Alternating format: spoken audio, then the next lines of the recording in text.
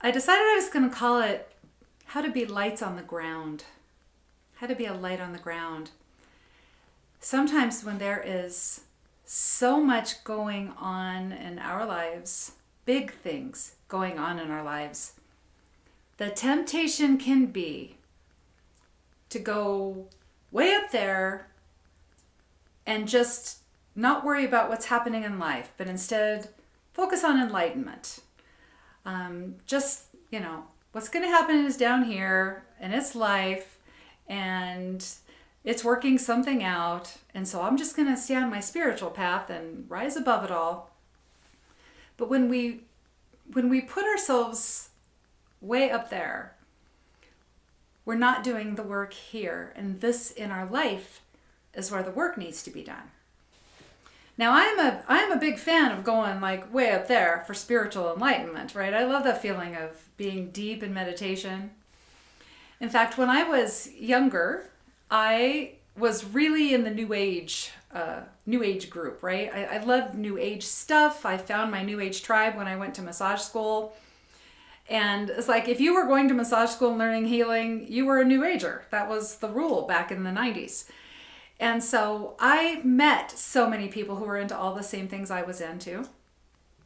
But I didn't realize like how out there I was until I was at a psychic fair with a friend of mine. And this guy walks up to us, and he was a reader at the fair. And we're just making small talk. And I said, "I love your crystal." And he said, "My spirit guide told me to wear this crystal today. In fact, my spirit guide told me to wear these colors so I would be like, I would really support my aura in doing readings today." And in my head, you know what went through my head? Why doesn't my spirit guide tell me what to wear? Okay, that's when I discovered like what a New Age junkie I had really become. I mean, I drank the Kool-Aid. And now I'm still a New Ager in my heart. Okay, I'm a New Age gal. I've got a crystal in my pocket right now. But see, then another thing happened to me. I became a mom. Now, all of a sudden, I had this sense of being grounded deeply in the world, and I had never had that experience before. But at the same time, I still had this obsession with rising above it all, like being up with the angels and not worrying about this mundane earthly stuff. And so I ended up getting into this spiritual practice, and it wasn't really serving me. I didn't know it at the time, but it wasn't supporting a practical way to live my life, because its focus was on seeing life as the burden and the thing we had to overcome to become enlightened. And in the crowd that I ran around with, okay, they would talk about spiritual growth, enlightened. And I already knew I was a massive failure, because they would talk about being so done with this earth life. They would talk, this is the conversations I would hear, okay? "I'm just working out all my karma in this life. I am so done being here. I'm just going to go back to it all. I just want to go back to the oneness. I am through with this planet. People here are crazy." And I would sit and think, wow, how am I looking at this wrong? Because I love it here. I love this planet. I love all of the gifts that it has to offer us.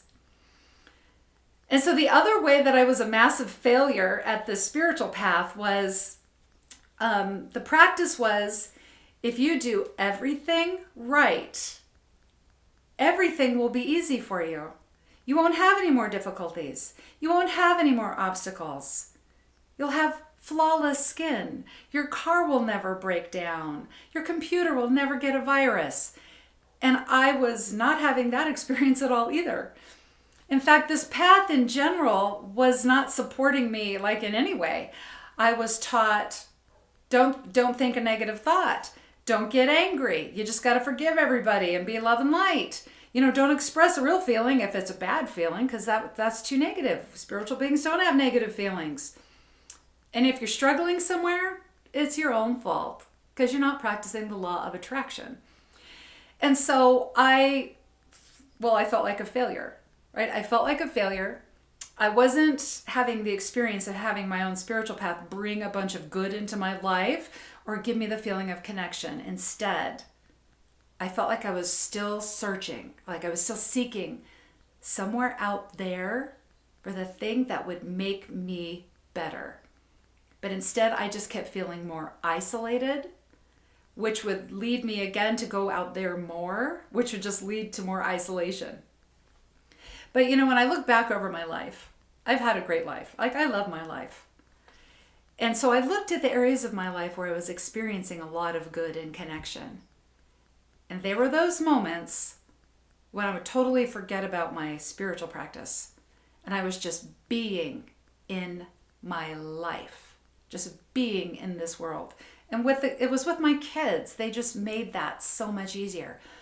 When I look back over my life so far to date, my best days, I think about being at Disneyland with my kids. I think about our homeschooling group meeting every autumn equinox. We met all the time at the drop of a hat for any reason.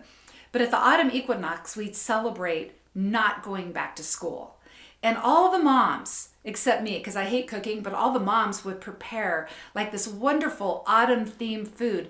One of my friends would make these adorable little cobblers in a tiny little jar. So everybody got their own little jar of cobbler. And it was like so sweet. And we all wore our autumn themed clothes, even though it was like 85 degrees out. But we just had so much fun together. In fact, when my kids were little, when they were young enough, they were still sharing a room. I'd get up in the morning on rare occasion and I might say, you know what we're doing today? They'd say, what? I'd say, we're going to clean your room. And they would say, oh, because to them, cleaning room meant we're all in there together sitting on the floor. We're pulling out all the toys they haven't seen in months.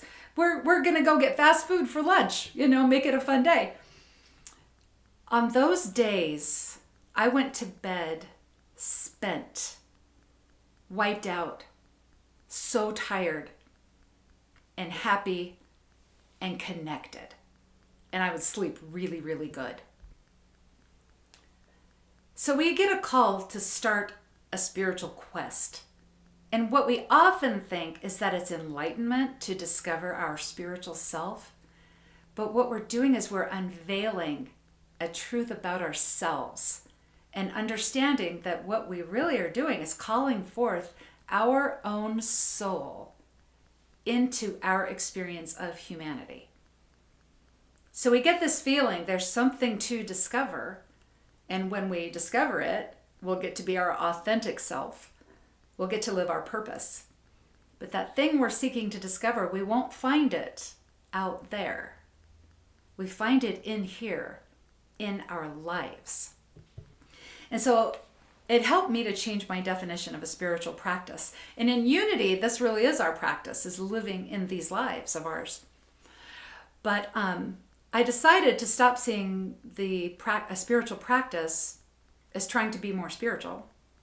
We're already all enlightened. We actually are all enlightened.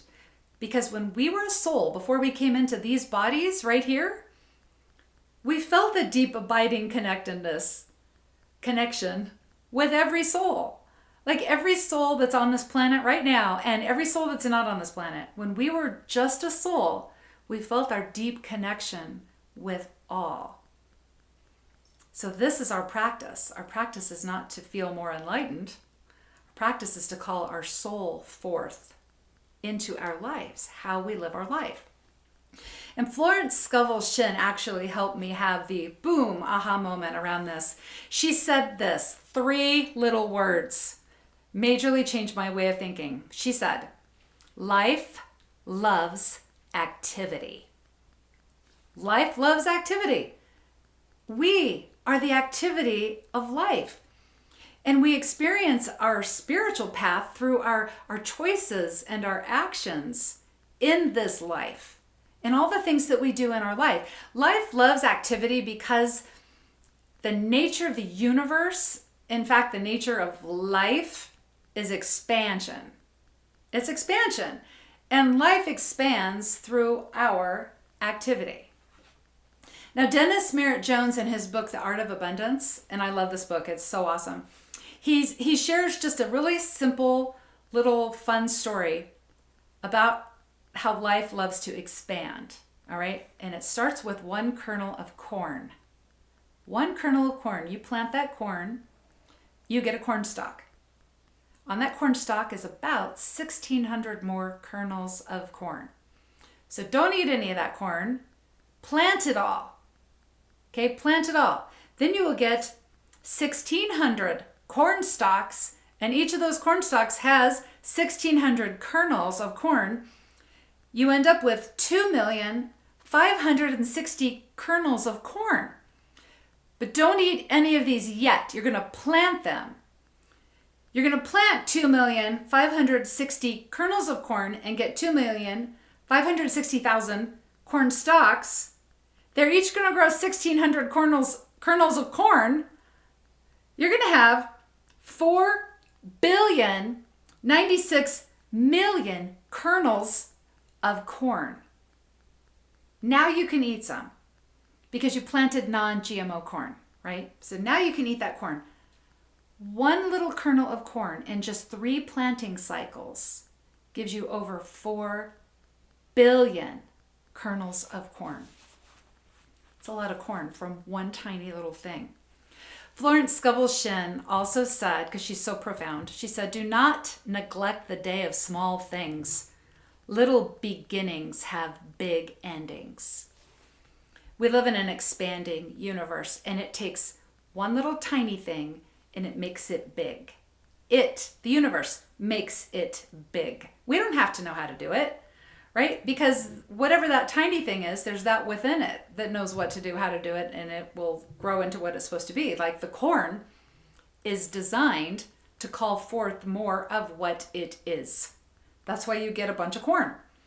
If you planted an apple seed, you'd get an apple tree with lots of apples and a lot more seeds, right? Because that tiny seed called forth more of what it is, right? So we are designed to do the same thing, to call forth more of what we are. And that's our divine expression.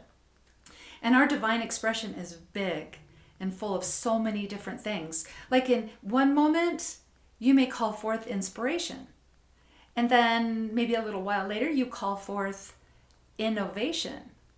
And then later on, like later you go out to eat and it's really crowded, so you call forth patience and fortitude.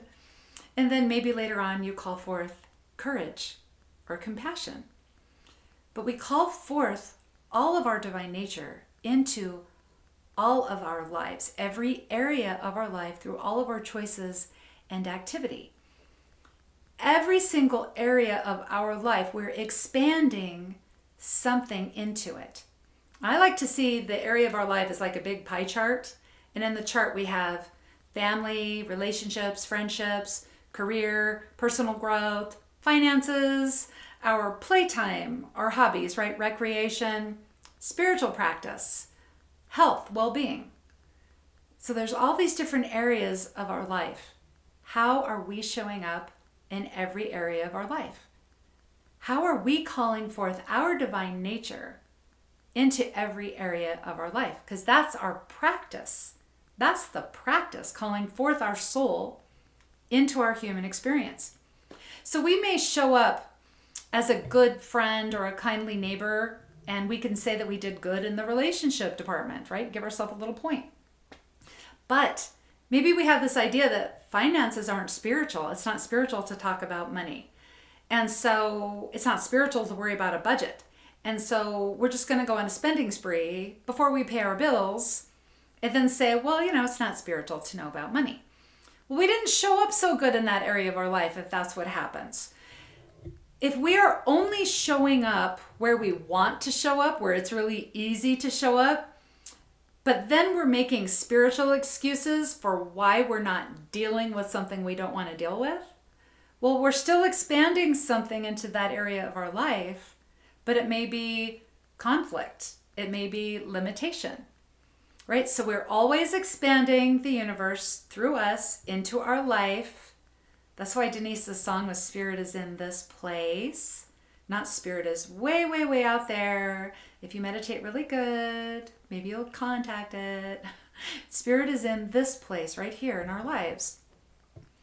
if we expand conflict into one area of our life, even if it's just one area, just the finances, I don't want to think about the finances, conflict will still leak into all the other areas, right? So our spiritual practice is calling forth our soul into every area of our life.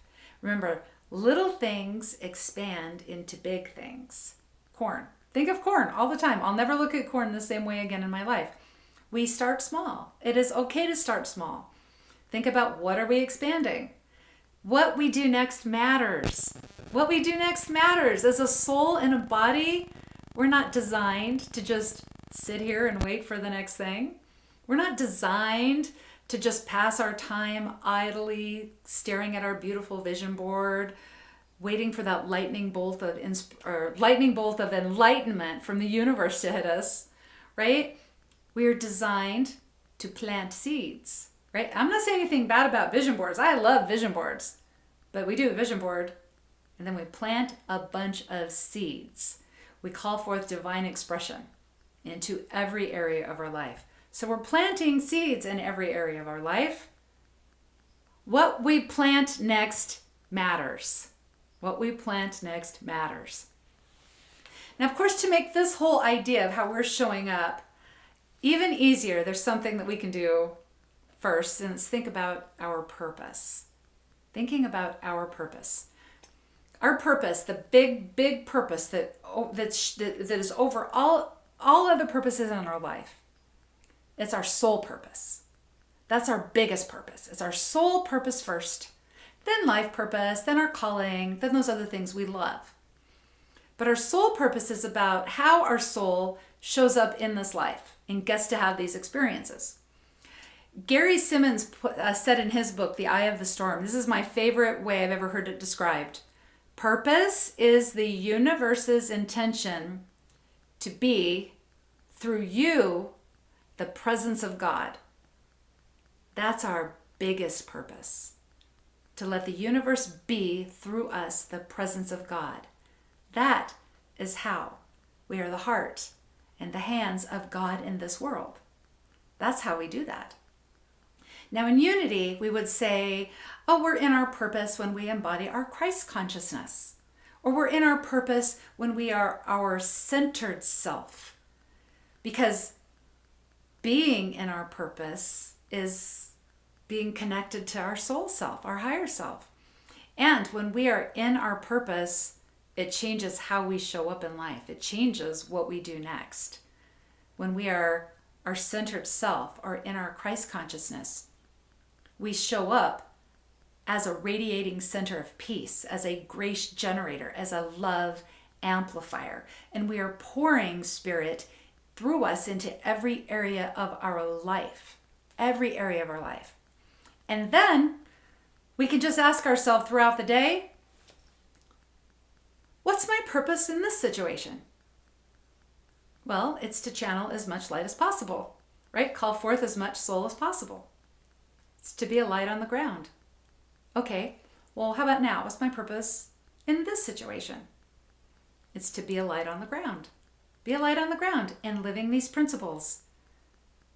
I ask myself this frequently. Am I being a great example or am I being a horrible warning? Because sometimes I know I'm a warning. So I ask myself this all the time. What's my purpose now in this situation? To be a light on the ground.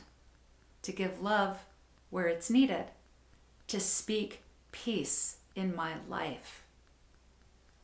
That might be my purpose right in this moment. In Romans 12:15, Paul says, rejoice with those who rejoice, weep with those who weep. Now we've had this conversation often. We think about, okay, I'm one person and there's a lot of big things happening right now. You know, what can I do that will make a difference? And I know everybody says, go vote, your vote will make a difference. But you know, most of us don't want to wait around to November. But most of us want to plant that little kernel of corn right here and right now. When I was 13 years old, my family went camping at Calico Ghost Town. It was in summertime. It was amazing. The weather was amazing. And it was at nighttime, we would just run around, right? Me and my friends. We all had our flashlights. And one night, I didn't know this about Calico Ghost Town, but where we were camping, you just walked right into town. But if you were there for the day, you had to climb up these massive flights of stairs, like so many stairs. And that Calico overlooked this giant parking lot. So it's night, I'm standing up there with my flashlight and I'm looking out and I'm like, wow, there's a big parking lot out there. I was surprised. And there were lights in the parking lot and the car lights, but I'm standing there and this elderly couple, they come walking up to the top of the stairs. They're standing there, they're looking down the staircase. And I hear this conversation. Oh, I wish we would have left while it was still light. I can't believe there's no lights on the staircase. Because there weren't. It was crazy. It was the 70s, okay? And then the other, then there's, well, if only we had a flashlight. Oh, I'm just so worried. And I could hear this conversation. And I'm standing there with my flashlight. I have never been down those stairs, but I had a flashlight. So I walked over to them and I said, well, I have a flashlight. We can just go down together. And so we did. And they were super sweet. They gave me $3 when we got to the bottom. They're like, you're so sweet, right? You as a light on the ground. Someone is going to find their way because of you, because you were holding that flashlight for them.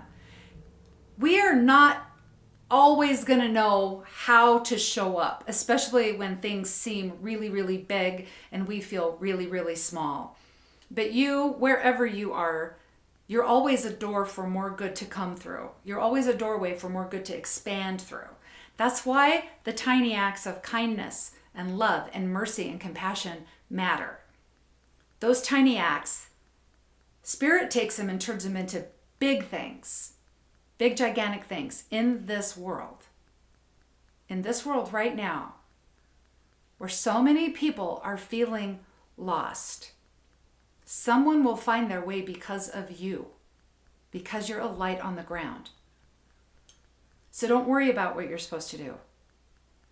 Just show up with your flashlight. Just show up. Speak peace in your life. Give love where it's needed. This is how we create heaven on earth. So until next time, remember, you are the activity of Spirit in a body. You are the heart and the hands of Spirit in this world. You are a soul designed to do all of this stuff. You're a soul designed for growth and goodness. In everything you do, you are blessed. And so it is. Amen. So thank you.